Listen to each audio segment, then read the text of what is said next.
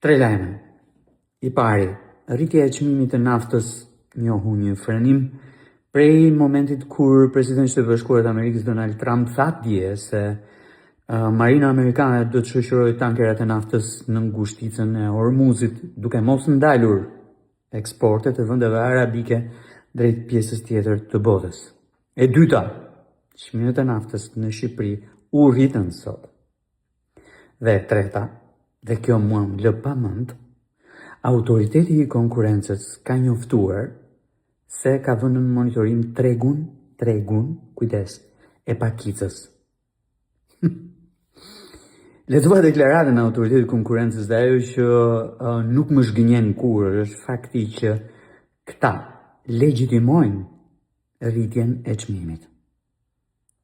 Me atë që po ndodh në tregjen ndërkombëtare, ofertën, kërkesën e kështu me radhë. Brenda 3 ditëve, 3 ditë ka që po ndodh kjo gjë.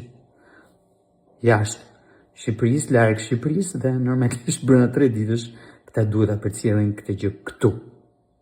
Dhe autoriteti i konkurrencës e pranon një rritje të moderuar të çmimit, por po monitoron për pjesën tjetër.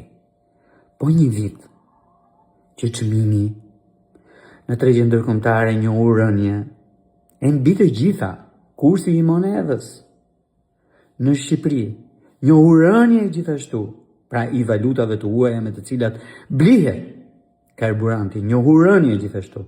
Ku ishte autoriteti i konkurrencës? Legjitimoi një ulje të çmimeve brenda territorit të Republikës Shqipërisë. Mbajti në monitorim ndonjërin prej tregjeve të shumicës dhe të pakicës? Asnjëherë. Ndaj them unë që më lë pa mend çdo deklarim i autoritetit të konkurrencës. Ajo që mua më shqetëson është modeli i tregut. Problemi ne kemi me modelin e tregut që kemi në këtë vend. Kemi pranuar që na hedhin një syve. Të vinë tankerat të shkarkohen në një datë caktuar në depozitat e kompanive, e pastaj kur dalin nga depozitat e kompanive, dalin me çmimin e bursës. Kuptoni?